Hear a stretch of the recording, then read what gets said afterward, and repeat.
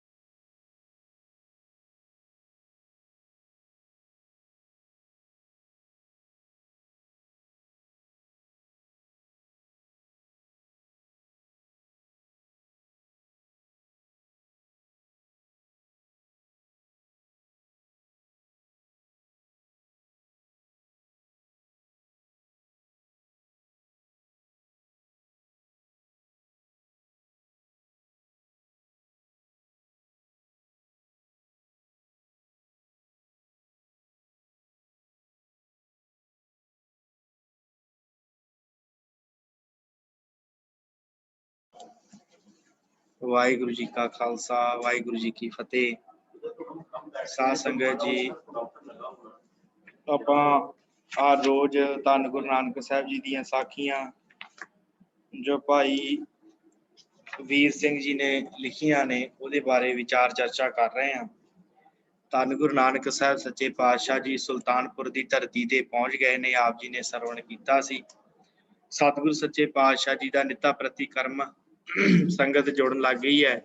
ਸਤਿਗੁਰਾਂ ਦੇ ਨਾਲ ਦੇ ਸੰਗੀ ਸਾਥੀ ਵੀ ਸੁਲਤਾਨਪੁਰੇ ਆ ਗਏ ਨੇ, ਜਿਹੜੇ ਤਲਵੰਡੀ ਰਹਿੰਦੇ ਸਨ। ਕੁਝ ਨੂੰ ਸਤਿਗੁਰਾਂ ਨੇ ਕੰਮਾਂ ਕਾਰਾਂ ਤੇ ਲਗਵਾ ਦਿੱਤਾ ਹੈ, ਕੁਝ ਆਪਣੇ ਆਪ ਹੀ ਕੰਮਾਂ ਕਾਰਾਂ ਤੇ ਲੱਗ ਗਏ ਆ। ਸਭ ਤੋਂ ਪਹਿਲਾਂ ਭਾਈ ਮਰਦਾਨਾ ਜੀ ਜਿਹੜੇ ਹਨ ਉਹ ਸਤਿਗੁਰਾਂ ਦੇ ਹਜ਼ੂਰ ਆਏ ਨੇ। ਸੋ ਇਸੇ ਪ੍ਰਕਾਰ ਹੁਣ ਜੋ ਅੱਜ ਸਾਖੀ ਸ਼ੁਰੂ ਹੋਣੀ ਹੈ, ਭਾਈ ਭਗੀਰਥ ਨਾਮ ਦਾ ਸਿੱਖ ਹੈ, ਉਹ ਗੁਰੂ ਸਾਹਿਬ ਦੀ ਸ਼ਰਨ ਵਿੱਚ ਕਿਵੇਂ ਆਉਂਦਾ ਹੈ ਤੇ ਕਿਵੇਂ ਇਹ ਸਿੱਖ ਜਿਹੜਾ ਹੈ ਅੱਗੇ ਹੋਰਾਂ ਨੂੰ ਜੋੜਨ ਦਾ ਕਾਰਨ ਬਣਦਾ ਹੈ। ਕਿਵੇਂ ਭਾਈ ਮਨਸੁਖ ਤੱਕ ਸਿੱਖੀ ਪਹੁੰਚਦੀ ਹੈ ਤੇ ਭਾਈ ਮਨਸੁਖ ਤੋਂ ਸਿੱਖੀ ਗਾਂ ਸੰਗਲਾਦੀਪ ਦੇ ਰਾਜੇ ਸ਼ਿਵਨਾਵ ਦੇ ਕੋਲ ਪਹੁੰਚਦੀ ਹੈ। ਉਹ ਸਾਰੀ ਜਿਹੜੀ ਵਾਰਤਾ ਹੈ ਅੱਜ ਆਪਾਂ ਵਿਚਾਰਨੀ ਹੈ। ਸੋ ਆਓ ਆਪ ਜਿੰਨੇ ਵੀ ਗੁਰਮੁਖ ਪਿਆਰੇ ਜੁੜੇ ਹੋ, ਸਾਰੀ ਸੰਗਤ ਦਾ ਧੰਨਵਾਦ। ਆਓ ਆਪਾਂ ਆਰੰਭ ਕਰੀਏ। ਕਹਿੰਦੇ ਕਿ ਮਿੱਠੀ ਮਿੱਠੀ ਠੰਡੀ ਠੰਡੀ ਚਰੇਲ ਜਿਹੜੀ ਉਹ ਪੈ ਰਹੀ ਹੈ ਤੇ ਰੈਣ ਜਿਹੜੀ ਹੈ ਰਾਤ ਜਿਹੜੀ ਭਿੰਨੀ ਭਿੰਨੀ ਤੇ ਬੜੀ ਸੁਹਾਵਣੀ ਲੱਗ ਰਹੀ ਹੈ।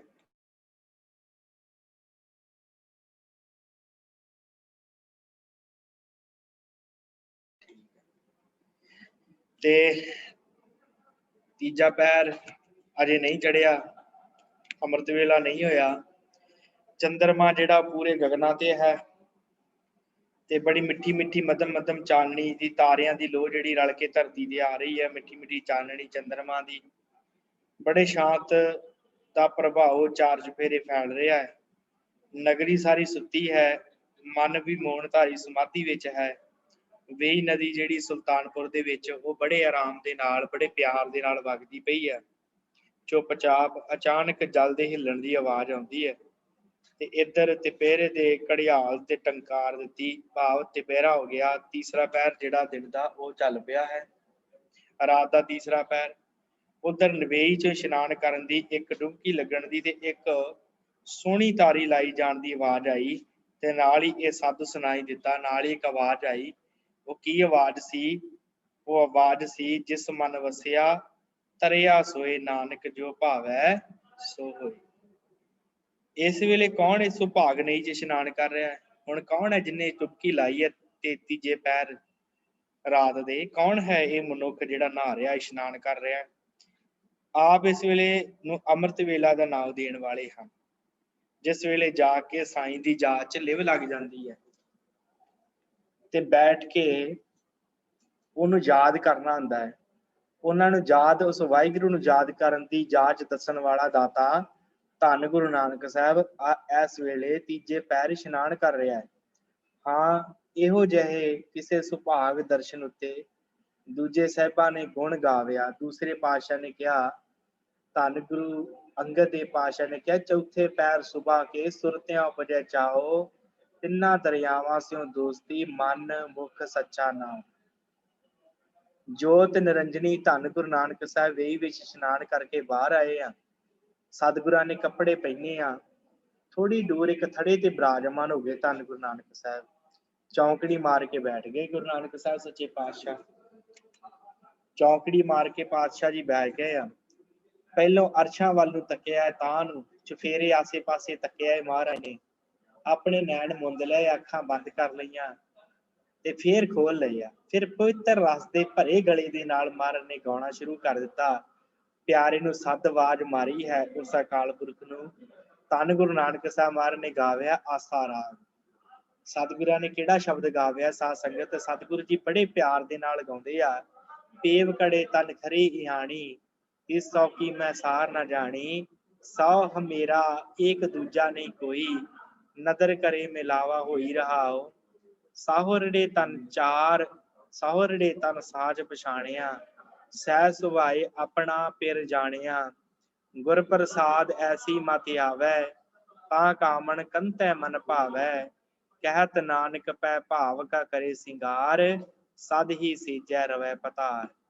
ਧੰਨ ਗੁਰੂ ਨਾਨਕ ਸਾਹਿਬ ਨੇ ਸ਼ਬਦ ਗਾਵਿਆ ਹੈ।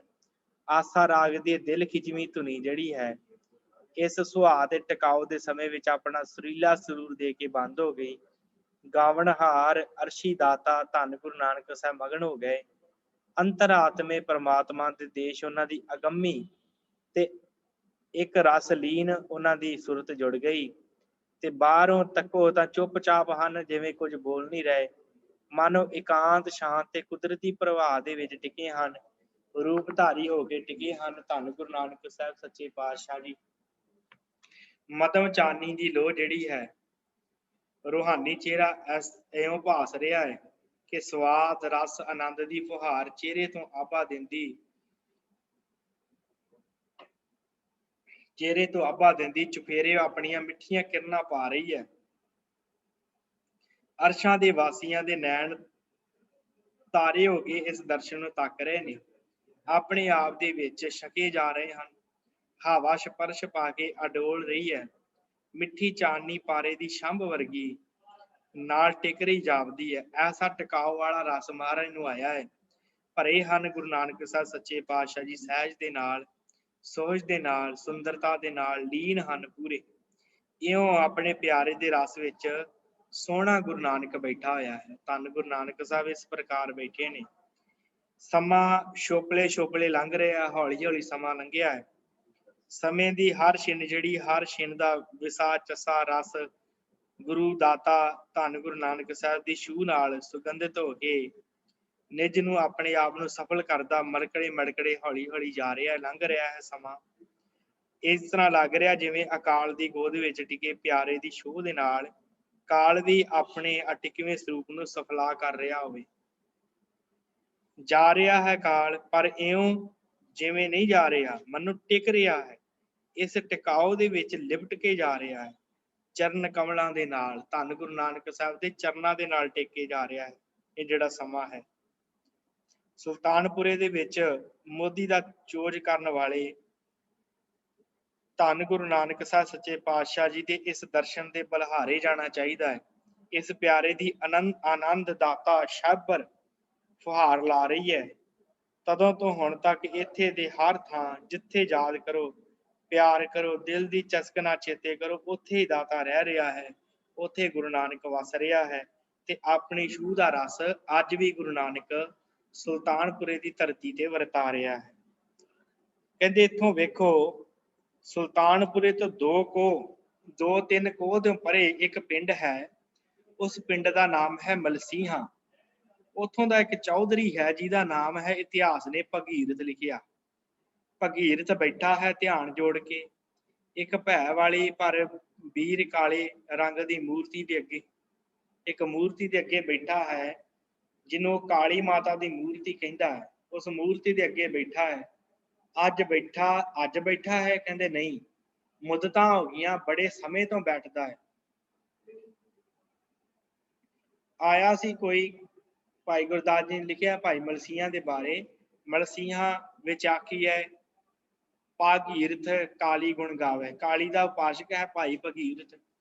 ਆਇਆ ਸੀ ਕੋਈ ਸਰੀਰਕ ਤੰਤਰ ਵਿਦਿਆ ਦਾ ਜਾਣੂ, ਇਹਨੂੰ ਮਿਲਣ ਵਾਸਤੇ ਉਹਨੇ ਆਪਣੀ ਵਿਦਿਆ ਦੱਸੀ ਹੈ ਤੇ ਦੱਸਦਾ ਸੀ ਵਿਗਿਆਨ, ਦੱਸ ਗਿਆ ਕਾਲੀ ਮਾਈ ਦਾ ਧਿਆਨ।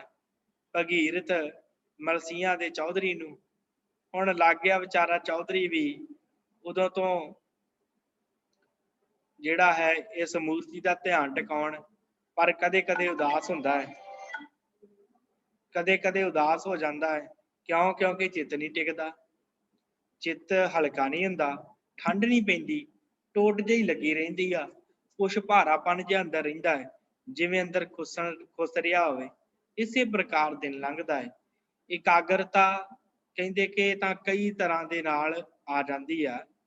ਕਿਸੇ ਸ਼ੈ ਤੇ ਅੱਖਾਂ ਜੋੜੋ ਤਾਂ ਵੀ ਆ ਜਾਂਦੀ ਆ, ਮਨ ਜੋੜੋ ਤੇ ਮਨ ਟਿਕਣ ਲੱਗ ਜਾਏਗਾ। ਪਰ ਇਉਂ ਟਿਕਿਆ ਮਨ ਜਿਹੜਾ ਆ ਉਹ ਭਾਵ ਤੋਂ ਬਿਨਾਂ ਕੀ ਸਾਰੇਗਾ, ਇਹਦੇ ਵਿੱਚ ਡਰ ਹੁੰਦਾ ਹੈ। ਇਕਾਗਰਤਾ ਜਿਹੜੀ ਹੁੰਦੀ ਨਾ ਸਾਧ ਸੰਗਤ, ਉਹ ਆਪਾਂ ਕਿਸੇ ਵਸਤੂ ਤੇ ਧਿਆਨ ਟਿਕਾ ਲਈਏ ਤਾਂ ਵੀ ਆ ਜਾਂਦੀ ਹੈ।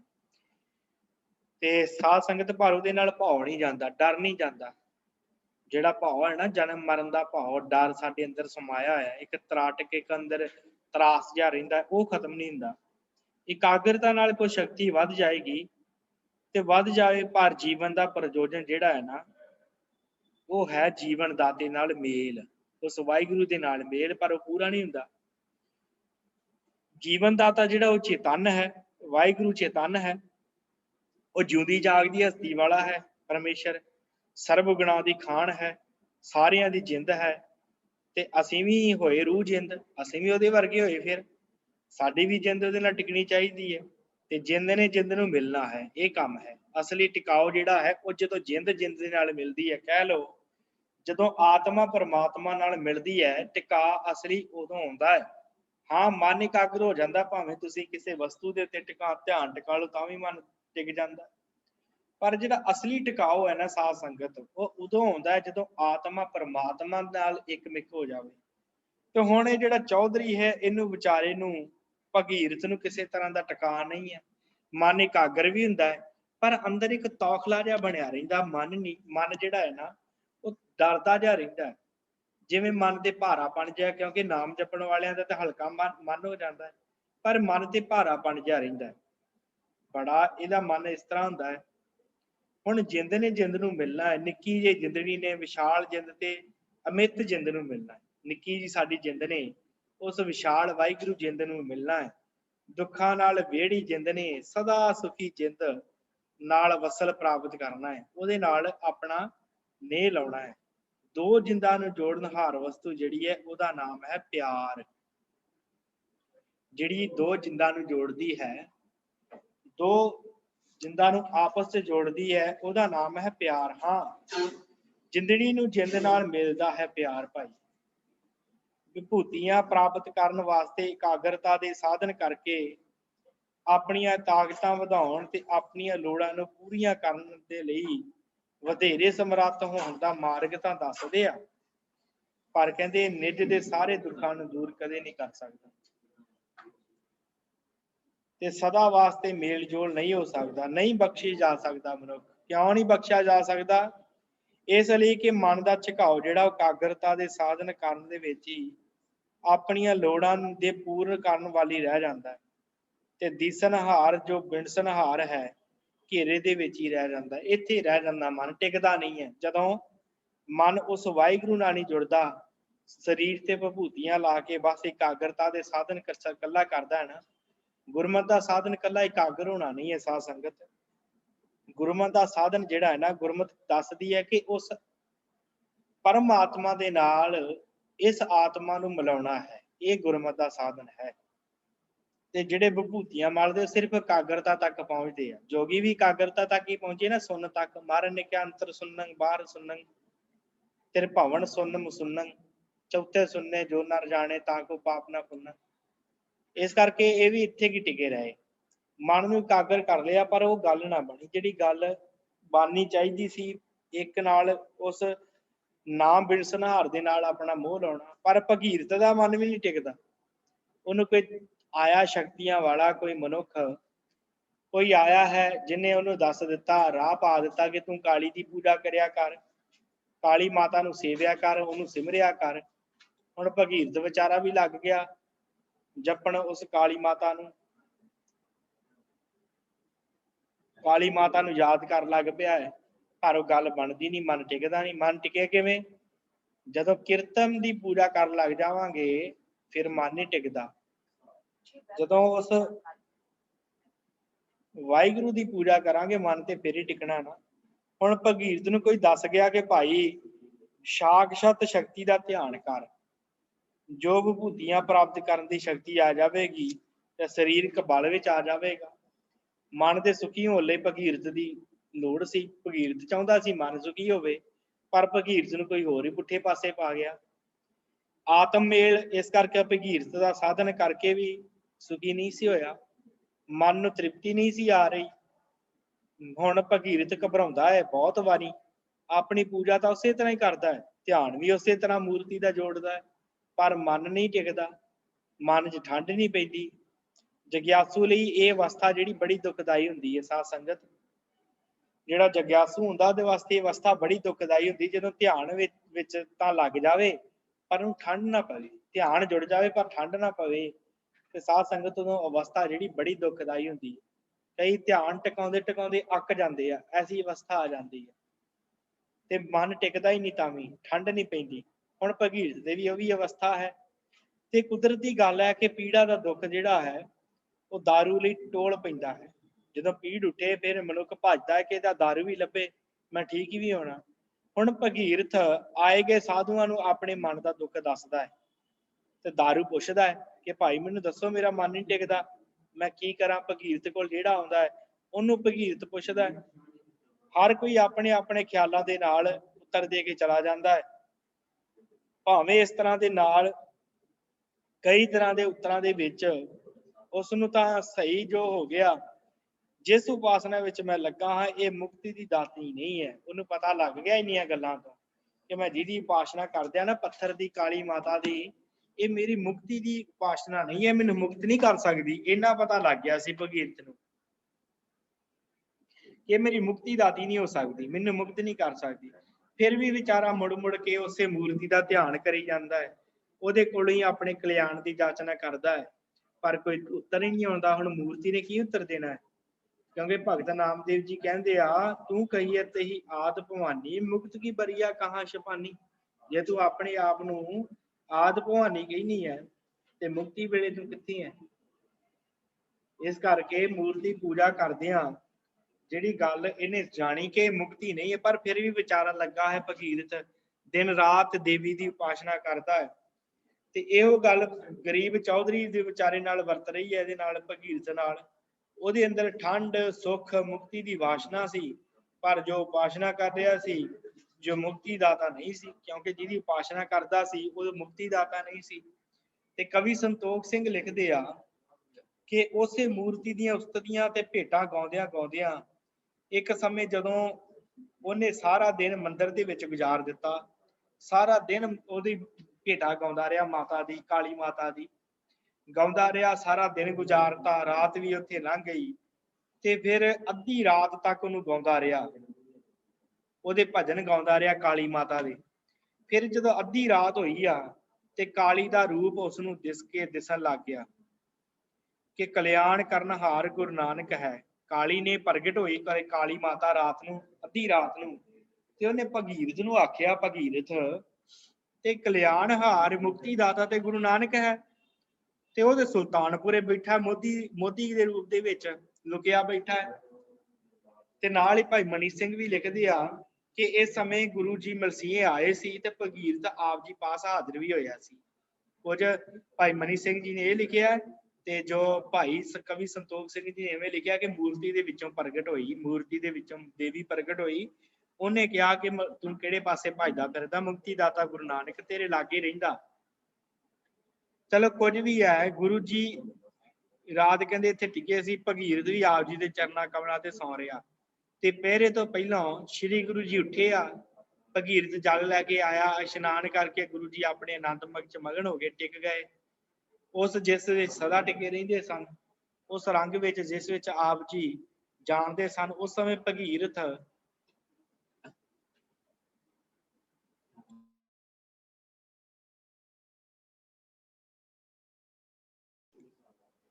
ਵਾਹਿਗੁਰੂ ਸਦਾ ਟਿਕੇ ਰਹਿੰਦੇ ਸਨ। ਉਸ ਰੰਗ ਦੇ ਵਿੱਚ ਹੀ ਸਦਾ ਸਤਿਗੁਰੂ ਟਿਕ ਪਏ। ਭਗੀਰਥ ਕੀ ਵੇਖਦਾ ਕਿ ਇੱਕ ਅਸ਼ਟਭੁਜੀ ਇਸਤਰੀ ਜਿਹੜੀ ਹੈ ਉਹ ਝਾੜੂ ਦੇ ਰਹੀ ਹੈ। ਭਗੀਰਥ ਨੇ ਪੁੱਛਿਆ ਕਿ ਤੂੰ ਕੌਣ ਹੈ? ਅੱਠਾਂ ਬਾਹਾਂ ਵਾਲੀ ਇੱਕ ਔਰਤ ਝਾੜੂ ਦੇ ਰਹੀ ਹੈ ਬਾਹਰ, ਤੇ ਉਹਨੇ ਆਖਿਆ ਕਿ ਮੈਂ ਦੇਵੀ ਹਾਂ। ਭਗੀਰਥ ਨੇ ਅਚਰਜ ਹੋ ਕੇ ਪੁੱਛਿਆ ਕਿ ਤੈਨੂੰ ਤੇ ਮੈਂ ਜਗਤ ਮਾਤਾ ਕਹਿੰਦਾ, ਸਾਰੇ ਲੋਕ ਤੈਨੂੰ ਸਾਰੇ ਜਗਤ ਮਾਤਾ ਕਹਿੰਦੇ, ਤੂੰ ਝਾੜੂ ਲੈ ਕੇ ਕਿਉਂ ਤੁਰੀ ਫਿਰਦੀ ਹੈ? ਤੇ ਅੱਗਿਓਂ ਉਹਨੇ ਉੱਤਰ ਦਿੱਤਾ ਕਿ ਪਰਮੇਸ਼ਰ ਦਾ ਨਿਰਗੁਣ ਰੂਪ ਹਨ ਗੁਰੂ ਨਾਨਕ ਸਾਹਿਬ, ਮੈਂ ਇਹਨਾਂ ਦੀ ਸੇਵਾ ਕਰਕੇ ਸ਼ਕਤੀਮਾਨ ਹੁੰਨੀ ਆ। ਇਸ ਤਰ੍ਹਾਂ ਦੀ ਗੱਲਬਾਤ ਤੋਂ ਮਗਰੋਂ ਭਗੀਰਥ ਦਾ ਇਹ ਜਿਹੜਾ ਭਵਰ ਜਾਲ ਸੀ, ਜਿਸ ਵਿੱਚ ਚੱਕਰ ਲਾਉਂਦਾ ਪਿਆ ਸੀ ਵਿਚਾਰਾ, ਪਰ ਜਿਹਦੇ ਵਿੱਚੋਂ ਬਾਹਰ ਨਹੀਂ ਸੀ ਆ ਰਿਹਾ, ਖੁੱਲ ਗਿਆ ਤੇ ਉਹ ਇਸ ਨਿਸ਼ਚੇ 'ਚ ਆ ਗਿਆ ਕਿ ਕਲਿਆਣ ਦੀ ਦਾਤ ਜਿਹੜੀ ਹੈ ਧੰਨ ਗੁਰੂ ਨਾਨਕ ਸਾਹਿਬ ਦੇ ਪਾਸੋਂ ਮਿਲਣੀ ਹੈ। ਦੋ ਤਰ੍ਹਾਂ ਦੀਆਂ ਸਾਖੀਆਂ ਪ੍ਰਚਲਿਤ ਸਾਧ ਸੰਗਤ ਭਾਈ ਵੀਰ ਸਿੰਘ ਜੀ ਨੇ ਦੋਵੇਂ ਦੱਸ ਦਿੱਤੀਆਂ ਕਿ ਭਗੀਰਥ ਨੂੰ ਰਾਤ ਸਾਰੀ ਮੰਦਿਰ 'ਚ ਗੁਜ਼ਾਰਦਿਆਂ ਰਾਤ ਦੇਵੀ ਪ੍ਰਗਟ ਹੋਈ। ਕਵੀ ਸੰਤੋਖ ਸਿੰਘ ਜੀ ਨੇ ਲਿਖਿਆ, ਦੇਵੀ ਨੇ ਇਹਨੂੰ ਕਿਹਾ ਕਿ ਮੁਕਤੀ ਦਾਤਾ ਤੇ ਗੁਰੂ ਨਾਨਕ ਤੇਰੇ ਤੋਂ 3-4 ਕੋਹ ਮੀਲ ਦੀ ਦੂਰੀ ਤੇ ਬੈਠਾ, ਤੇ ਤੂੰ ਉਹਦੇ ਕੋਲ ਜਾ ਕੇ ਮੁਕਤੀ ਲੈ, ਤੂੰ ਇੱਥੋਂ ਮੁਕਤੀ ਕੀ ਮੰਗਦਾ? ਜਦੋਂ ਭਗੀਰਥ ਨੇ ਕਿਹਾ ਮੈਨੂੰ ਮੁਕਤੀ ਚਾਹੀਦੀ, ਦੇਵੀ ਨੇ ਕਿਹਾ ਹੋਰ ਜੋ ਕੁਝ ਮਰਜ਼ੀ ਮੰਗ ਲੈ, ਪਰ ਤੈਨੂੰ ਮੈਂ ਮੁਕਤੀ ਨਹੀਂ ਦੇ ਸਕਦੀ। ਤੇ ਦੂਸਰੀ ਸਾਖੀ ਲਿਖੀ ਹੈ ਜੋ ਭਾਈ ਮਨੀ ਸਿੰਘ ਨੇ ਲਿਖੀ ਹੈ ਕਿ ਭਾਈ ਮਨੀ ਸਿੰਘ ਜੀ ਕਹਿੰਦੇ ਕਿ ਰਾਤ ਨੂੰ ਜਦੋਂ ਸਤਿਗੁਰੂ ਟਿਕ ਗਏ ਆ ਤੇ ਸਤਿਗੁਰਾਂ ਦੇ ਜਦੋਂ ਬਾਹਰ ਆ ਕੇ ਦੇਖਿਆ ਤੇ ਬਾਹਰ ਜਿਹੜਾ ਦੇਵੀ 8 ਬਾਹਾਂ ਵਾਲੀ ਉਹ ਝਾੜੂ ਮਾਰਦੀ ਪਈ ਸੀ। ਤੇ ਉਸ ਸਮੇਂ ਫਿਰ ਜਦੋਂ ਪੁੱਛਿਆ ਭਗੀਰਥ ਨੇ ਤੇ ਉਹ ਬਾਹਾਂ ਵਾਲੀ ਮੂਰਤੀ ਕਹਿੰਦੀ ਕਿ ਉਹ ਜਿਹੜੀ ਔਰਤ ਸੀ ਉਹ ਕਹਿੰਦੀ ਹੈ ਕਿ ਮੈਂ ਜਿੰਨੀਆਂ ਸ਼ਕਤੀਆਂ ਹਾਸਲ ਕਰਦੀ ਹਾਂ ਇਸ ਨਿਰੰਕਾਰ ਗੁਰੂ ਨਾਨਕ ਸਾਹਿਬ ਦੀ ਸੇਵਾ ਕਰਕੇ ਹਾਸਲ ਕਰਦੀ ਹਾਂ। ਇੱਥੋਂ ਝਾੜੂ ਮਾਰ ਕੇ ਜੋ ਮੈਂ ਪ੍ਰਾਪਤ ਕਰਕੇ ਲੈ ਕੇ ਜਾਨੀ ਜਾਂ ਆਪਣੇ ਭਗਤਾਂ ਨੂੰ ਦੇਣੀ। ਸੋ ਇਹਨਾਂ ਦੋ ਗੱਲਾਂ ਦੇ ਪ੍ਰਭਾਵ ਤੋਂ, ਭਾਵੇਂ ਦੋਵਾਂ 'ਚ ਇੱਕ ਸਾਖੀ ਆਪ ਜੀ ਮੰਨ ਲਓ, ਇਸ ਪ੍ਰਭਾਵ ਤੋਂ ਆ ਕੇ ਭਗੀਰਥ ਜਿਹੜਾ ਸੀ ਉਹਨੇ ਸੋਚ ਲਿਆ ਕਿ ਮੇਰੀ ਜਿਹੜੀ ਮੁਕਤੀ ਹੈ ਉਹ ਧੰਨ ਗੁਰੂ ਨਾਨਕ ਸਾਹਿਬ ਸੱਚੇ ਪਾਤਸ਼ਾਹ ਜੀ ਪਾਸੋਂ ਹੀ ਹੋਣੀ ਹੈ ਮੁਕਤੀ। ਫਿਰ ਉਸ ਤੋਂ ਬਾਅਦ ਭਗੀਰਥ ਸੁਲਤਾਨਪੁਰ ਰਹਿਣ ਲੱਗ ਪਿਆ, ਸੁਲਤਾਨਪੁਰ ਨੂੰ ਚੱਲ ਪਿਆ, ਬਾਬੇ ਦੀ ਸੰਗਤ ਕਰਨ ਲੱਗ ਪਿਆ। ਧੰਨ ਗੁਰੂ ਨਾਨਕ ਸਾਹਿਬ ਦੀ ਸਿਮਰਨ ਦੀ ਦਾਤ ਦਾ ਦਾਤਾ ਜਿਹੜਾ ਸੀ ਉਹਨੇ ਬਖਸ਼ ਦਿੱਤੀ ਸਿਮਰਨ ਦੀ ਦਾਤ। ਅੰਮ੍ਰਿਤ ਵੇਲੇ ਜਾਗਦਾ ਹੈ ਭਗੀਰਥ, ਵਸਤਰ ਚਾਹ ਕੇ ਗੁਰੂ ਜੀ ਨਾਲ ਵੇਚ ਤੇ ਜਾਂਦਾ ਹੈ, ਆਪ ਇਸ਼ਨਾਨ ਕਰਕੇ ਦੂਰ ਸਾਰੇ ਜਾ ਕੇ ਬਹਿ ਜਾਂਦਾ ਹੈ ਤੇ ਸਾਈਂ ਦੇ ਨਾਮ ਦਾ ਅਭਿਆਸ ਕਰਦਾ ਹੈ, ਆਨੰਦ ਦੇ ਸਰੂਪ ਦਾ ਧਿਆਨ ਧਰ ਲੈਂਦਾ ਵਾਹਿਗੁਰੂ ਦਾ, ਅਤੇ ਦਿਨ ਸੰਤ ਸੇਵਾ ਦੇ ਵਿੱਚ ਬਤੀਤ ਕਰਦਾ ਹੈ। ਜਿਹੜੇ ਰਾਤ ਨੂੰ ਸਵੇਰੇ ਅੰਮ੍ਰਿਤ ਵੇਲੇ ਟਿਕ ਜਾਂਦਾ ਹੈ ਤੇ ਫਿਰ ਰਾਤ ਨੂੰ ਜਿਹੜਾ ਹੈ ਉਹ ਸਵੇਰ ਵੇਲੇ ਦੁਪਹਿਰ ਵੇਲੇ ਸੰਤਾਂ ਦੀ ਸੇਵਾ ਕਰਦਾ ਹੈ। ਕਵੀ ਸੰਤੋਖ ਸਿੰਘ ਜੀ ਲਿਖਦੇ, ਰਹਿਤ ਭਇਓ ਦਰਸ਼ਨ ਨਿਤ ਕਰਹੀ, ਚਰਨ ਪਕਾਰ ਹਰਖ ਔਰ ਧਰਹੀ, ਜਿਉ ਕਰ ਨਾਨਕ ਦੇਹ ਰਜ਼ਾਈ, ਤੈਸੇ ਕਰੇ ਸਦਾ ਮਨ ਭਾਈ, ਬੀਤਿਓ ਅਸ ਪ੍ਰਕਾਸ਼ ਗੁਰ ਕਾਲਾ, ਸ਼ਰਧਾ ਧਾਰਤ ਹਿਰਦੈ ਵਿਸਾਲਾ। ਇਸ ਪ੍ਰਕਾਰ ਸ਼ਰਧਾ ਧਾਰ ਕੇ ਗੁਰੂ ਸਾਹਿਬ ਦੀ ਸੇਵਾ ਕਰਦਾ ਹੈ, ਮਹਾਂਪੁਰਖਾਂ ਦੀ ਸੰਤਾਂ ਦੀ ਸੇਵਾ ਕਰਦਾ ਹੈ। ਭਗੀਰਥ ਹੁਣ ਸੁਖੀ ਹੋ ਗਿਆ, ਮਨ ਟਿਕ ਗਿਆ ਭਗੀਰਥ ਦਾ, ਮਨ ਚੋਂ ਵਿਕਾਰਾਂ ਨੇ ਕਬਜ਼ਾ ਛੱਡ ਦਿੱਤਾ ਹੈ। ਵਿਕਾਰ ਸਾਨੂੰ ਸਾਧ ਸੰਗਤ ਸੰਸਾਰ ਦੇ ਨਾਲ ਬੰਨ੍ਹਦੇ ਆ। ਵਿਕਾਰ ਹੀ ਆ ਜਿਹੜੇ ਮਨ ਦੀ ਇੱਕ ਗਤੀ, ਮਨ ਦੇ ਪਦਾਰਥਾਂ ਵੱਲ ਖਿੱਚ ਕੇ ਲਾ ਦਿੰਦੇ ਆ। ਉਹਨਾਂ ਨੂੰ ਪ੍ਰਾਪਤ ਕਰਨ ਦੀ ਤੇ ਪ੍ਰਾਪਤ ਕਰਕੇ ਭੋਗਣ ਦੀ ਇੱਛਾ ਸਾਡੇ ਮਨ 'ਚ ਜਾਗਦੀ ਹੈ ਤੇ ਭੋਗਣ ਨਾਲ ਭੋਗ ਸਮੇਂ ਰਸ ਪ੍ਰਾਪਤ ਹੁੰਦਾ ਹੈ, ਪਰ ਸਰੀਰ ਦਾ ਬਲ ਜਿਹੜਾ ਉਹ ਖਰਚ ਹੋ ਕੇ, ਮਨ ਦੀ ਸ਼ਕਤੀ ਖਰਚ ਹੋ ਕੇ ਸਗੋਂ ਹੋਰ ਨਿਤਾਣਪੁਣਾ ਜਿਹੜਾ ਉਹ ਆ ਜਾਂਦਾ ਹੈ ਤੇ ਬਹੁਤ ਭੋਗਾਂ ਮਗਰੋਂ ਰੋਗ ਫਿਰ ਉਪਜਦੇ ਹਨ। ਮਹਾਰਾਜ ਨੇ ਕਿਹਾ ਭੋਗਨ ਤਾਂ ਰੋਗਨ। ਇਸੇ ਪ੍ਰਕਾਰ ਭੋਗਾਂ ਦਾ ਰਸ ਜਿਹੜਾ ਹੈ ਉਹ ਆਪੇ ਹੀ ਖਰਚ ਹੋਣ ਦੀ ਕਿਰਿਆ ਦਾ ਫਲ ਹੈ। ਆਪਾ ਜਦੋਂ ਖਰਚ ਹੁੰਦਾ ਹੈ ਫਿਰ ਹੀ ਭੋਗਾਂ ਦਾ ਰਸ ਹੁੰਦਾ ਹੈ। ਜਿਵੇਂ ਆਤਿਸ਼ਬਾਜ਼ੀ ਜਾਂ ਚਮਤਕਾਰਾ ਆਪਣੀ ਰੁਭਾਈ ਮਾਨਤਾ ਵਿਖਾਉਣ ਤੇ ਚਮਤਕਾਰ ਮਾਰਨ ਵਿੱਚ ਆਪ ਨੂੰ ਖਰਚ ਕਰਦਾ ਹੈ। ਪਰ ਕੁਛ ਉਸ ਤਰ੍ਹਾਂ ਦਾ ਭੋਗ ਰਸ ਵਿੱਚ ਆਪਣਾ ਆਪਾ ਖਰਚ ਹੁੰਦਾ ਹੈ। ਜਿਵੇਂ ਆਪਾਂ ਕੋਈ ਆਸ਼ਤਬਾਜ਼ੀ ਚਲਾਉਂਦੇ ਆ, ਭਾਵੇਂ ਕਿ ਸੋਹਣੀ ਬੜੀ ਲੱਗਦੀ ਹੈ, ਪਰ ਉਹ ਆਸ਼ਤਬਾਜ਼ੀ ਜਦੋਂ ਚੱਲ ਜਾਂਦੀ ਹੈ ਸਾਧ ਸੰਗਤ, ਫਿਰ ਉਹ ਪਿੱਛੇ ਜਿਹੜਾ ਹੈ ਫੁੱਸ ਹੋ ਜਾਂਦਾ, ਪਿੱਛੇ ਉਹ ਆਪਣੇ ਆਪ ਨੂੰ ਖਤਮ ਕਰ ਲੈਂਦੀ ਹੈ ਆਸ਼ਤਬਾਜ਼ੀ। ਇਸੇ ਪ੍ਰਕਾਰ ਭੋਗਾਂ ਦਾ ਰਸ ਜਿਹੜਾ ਹੈ, ਸਾਧ ਸੰਗਤ ਮਨੁੱਖ ਭੋਗ ਨੂੰ ਜੇ ਭੋਗਦਾ ਹੈ, ਉਸ ਤੋਂ ਬਾਅਦ ਉਹਦੀ ਵੀ ਹਾਲਤ ਐਸੀ ਹੋ ਜਾਂਦੀ ਹੈ ਕਿ ਆਪਾ ਉਹਦਾ ਖਰਚ ਹੋ ਜਾਂਦਾ ਹੈ, ਆਪਾ ਨਾਸ਼ ਹੋ ਜਾਂਦਾ ਹੈ।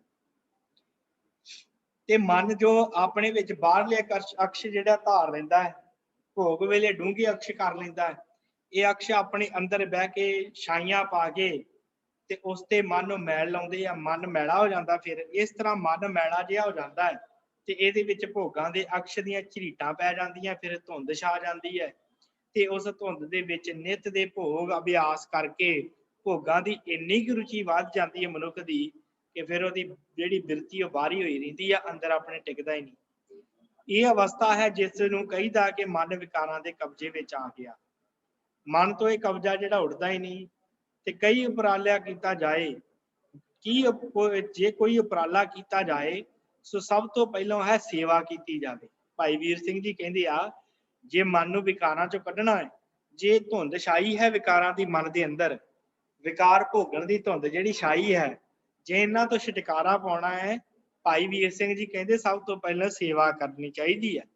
ਫਿਰ ਉਸ ਤੋਂ ਬਾਅਦ ਗੁਰਬਾਣੀ ਦਾ ਅਭਿਆਸ ਕਰਨਾ ਚਾਹੀਦਾ ਹੈ, ਪਾਠ ਵਿਚਾਰ ਕਰਨੀ ਚਾਹੀਦੀ ਹੈ, ਕੀਰਤਨ ਸਰਵਣ ਕਰਨਾ ਚਾਹੀਦਾ ਹੈ। ਫਿਰ ਨਾਮ ਸਿਮਰਨ ਦੇ ਨਾਲ ਆਨੰਦ ਸਰੂਪ ਪਰਮੇਸ਼ਰ ਦੇ ਨਾਮ ਦਾ ਸਿਮਰਨ ਕਰਨਾ ਚਾਹੀਦਾ ਹੈ। ਫਿਰ ਸਾਈਂ ਦੇ ਨਾਲ ਮਿਲਾਪ ਹੁੰਦਾ ਹੈ, ਫਿਰ ਉਸ ਵਾਹਿਗੁਰੂ ਦੇ ਨਾਲ ਮਿਲਾਪ ਹੁੰਦਾ ਹੈ। ਸੇਵਾ ਸਰੀਰ ਦਾ ਰੌਂ ਆਪਨਤ ਦੀ ਸੇਵਾ ਤੋਂ ਉੱਠ ਕੇ ਗੁਰਮੁਖਾਂ ਦੀ ਸੇਵਾ ਵੱਲ ਪੈਣ ਲੱਗ ਕੇ ਕਰਕੇ ਮਨ ਜਿਹੜਾ ਉਹ ਆਪਾਂ ਲੋਚਨਤਾ ਥਿਰ ਜਿਹੜਾ ਥਰ ਟੁੱਟ ਜਾਂਦਾ ਹੈ, ਆਪੇ ਭਾਵ ਨੂੰ ਗਵਾ ਦਿੰਦਾ ਹੈ ਮਨ। ਜਦੋਂ ਆਪਾਂ ਦੂਸਰੇ ਦੀ ਸੇਵਾ ਕਰਦੇ ਹਾਂ, ਜਦੋਂ ਗੁਰਮੁਖਾਂ ਦੀ ਸੇਵਾ ਕਰਦੇ ਹਾਂ, ਫਿਰ ਮਨ ਜਿਹੜਾ ਆਪਾ ਭਾਵ ਨੂੰ ਛੱਡ ਦਿੰਦਾ ਹੈ। ਗੁਰਬਾਣੀ ਫਿਰ ਮਨ ਨੂੰ ਵਿਚਾਰ ਦਿੰਦੀ ਹੈ। ਫਿਰ ਮਨ ਜਿਹੜਾ ਵਿਚਾਰ ਕੇ ਕੰਢੇ ਤੇ ਤੋਲ ਕੇ ਲਾਹੇ ਤੇ ਟੋਟੇ ਦਾ ਜਿਹੜਾ ਹੈ ਨਾ ਪਦਾਰਥ, ਉਹਨੂੰ ਉਹਦੀ ਸਿਆਣ ਆ ਜਾਂਦੀ ਹੈ ਕਿ ਮੇਰੇ ਵਾਸਤੇ ਚੰਗਾ ਕੀ ਹੈ, ਮਾੜਾ ਕੀ ਹੈ, ਲਾਹਾ ਕੀ ਹੈ, ਟੋਟਾ ਕੀ ਹੈ, ਉਹ ਮਨ ਸਮਝਣ ਲੱਗ ਜਾਂਦਾ ਗੁਰਬਾਣੀ ਦਾ ਆਸਰਾ ਲੈ ਕੇ।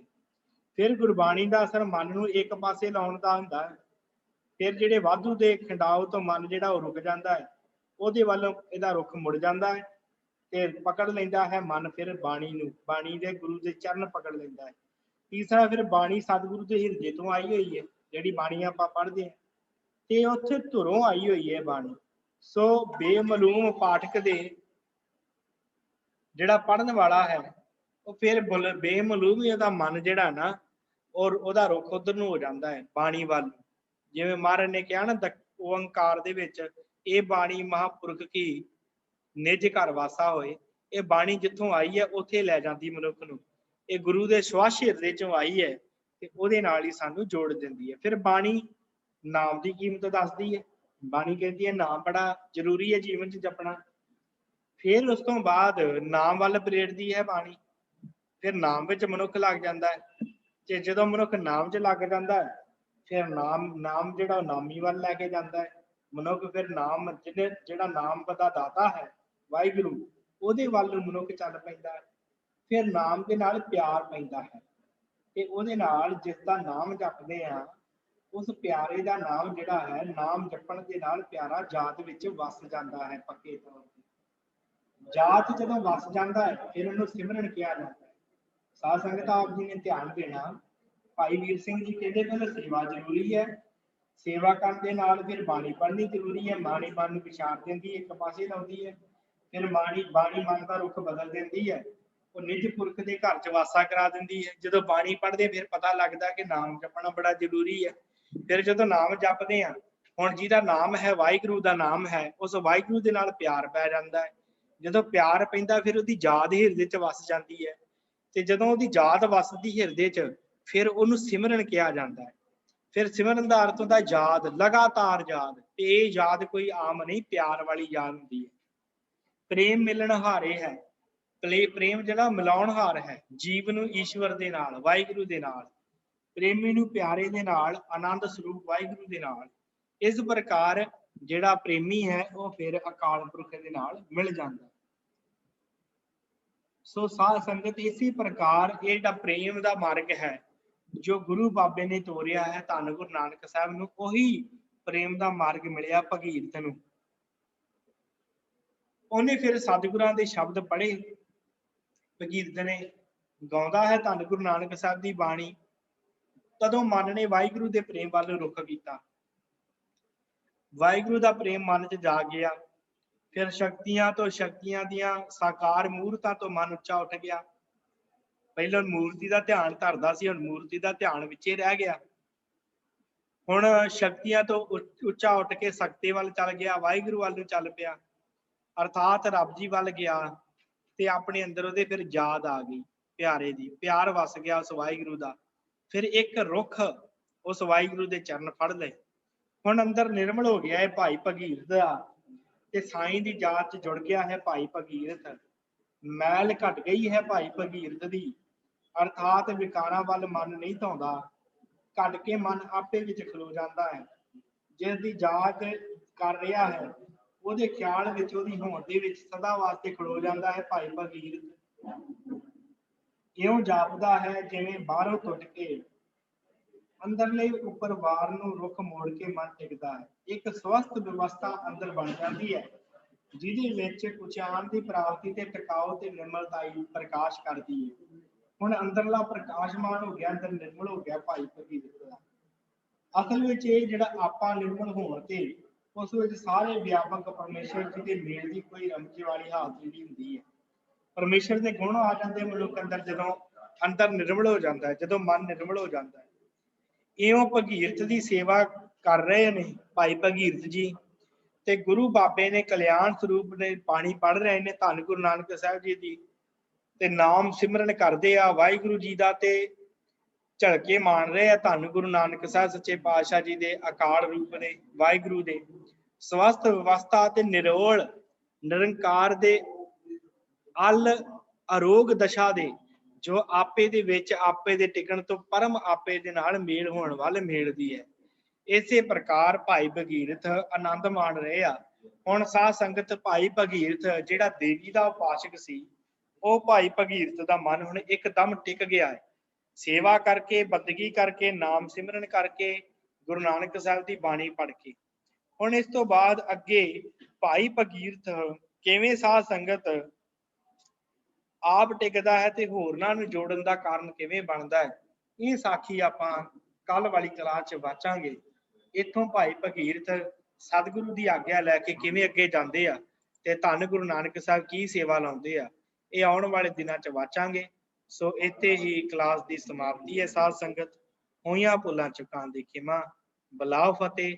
ਵਾਹਿਗੁਰੂ ਜੀ ਕਾ ਖਾਲਸਾ, ਵਾਹਿਗੁਰੂ ਜੀ ਕੀ ਫਤਿਹ।